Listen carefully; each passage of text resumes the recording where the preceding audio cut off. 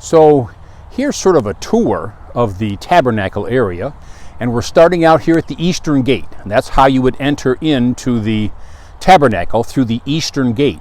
If you remember the old hymn, there's an old hymn called the Eastern Gate, and sure enough, that gate is pointing east, which is that way. But now, so come in with me, and we're going to talk about what this whole idea of the Tabernacle is.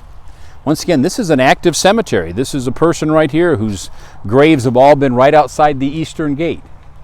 So enter in the Eastern Gate, and we're going to first see that they have some cement replicas of sheep and lambs. That's because this was a continual area of sacrifice. And they would bring their sheep and lamb, they'd bring doves, and that would be something that the priests would then have to slaughter and apply the blood to the brazen altar. And the brazen altar is right here, which was a fire that was continually burning. And we find ourselves realizing that that fire was tended by the Levitical priests. And you see there's those 4 horns on each corner. And the priests would take the blood from the sacrificial animals and apply it to the actual literal horns. And then they would let the flames consume the animals, the not the carcasses, but I mean they would, after the animal was dead, the flames would consume the animals in there.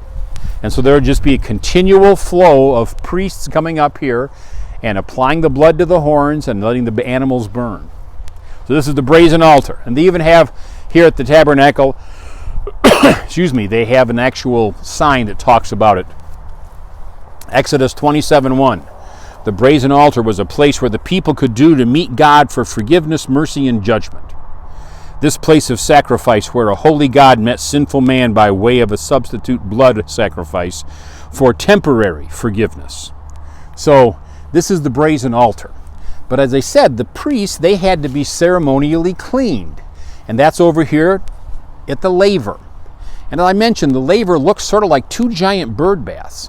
But the Levitical priests were continually changing the water, and the priests had to have the ability to wash and ceremonially cleanse themselves before they could then do all the sacrifices. So this is also called out, Exodus chapter 30. So this is the laver, was the place of washing for the priests, both hands and feet, before ministering to the people in the tabernacle. Now this sacrifice went on 364 days a year. Well, I shouldn't say that, because they certainly didn't need to sacrifice necessarily on the Sabbath. But it went on throughout the year. But the only day that was special was the Day of Atonement, which is still celebrated by the Jews today. And that is when the head priest, the high priest, would go inside the tabernacle and approach the Ark of the Covenant. And then that would be a general forgiveness for all the people in Israel. But that was just one day a year. It's hard to see because the sun is shining here so much. But this is a case where in here you can see the lights of the menorah, the lampstand. Inside you could also see the showbread table. Inside you could see a replication of what the whole high priest looked like.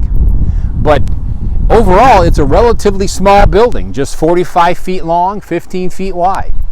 But this would have been covered all by this, tents material and animal skins.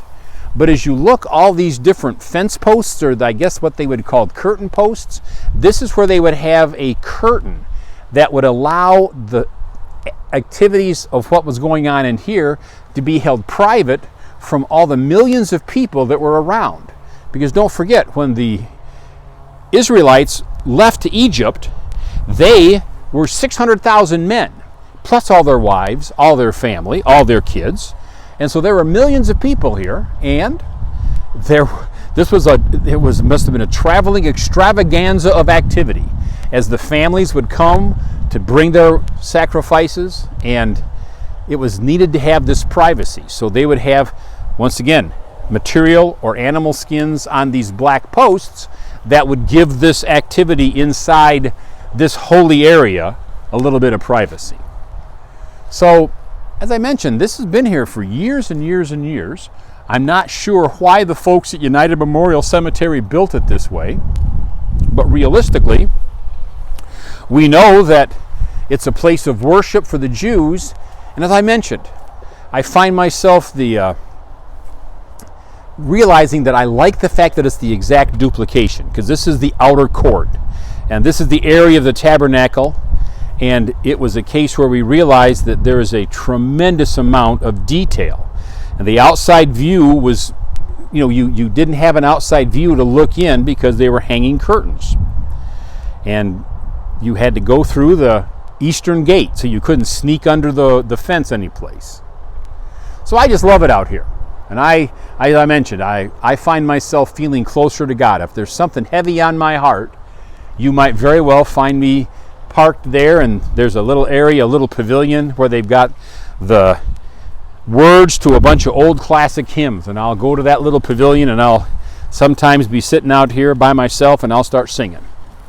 And then here we have this beautiful setting of the pond, and I find it to be a very serene place. And is it a little weird that I like going to a cemetery? Maybe.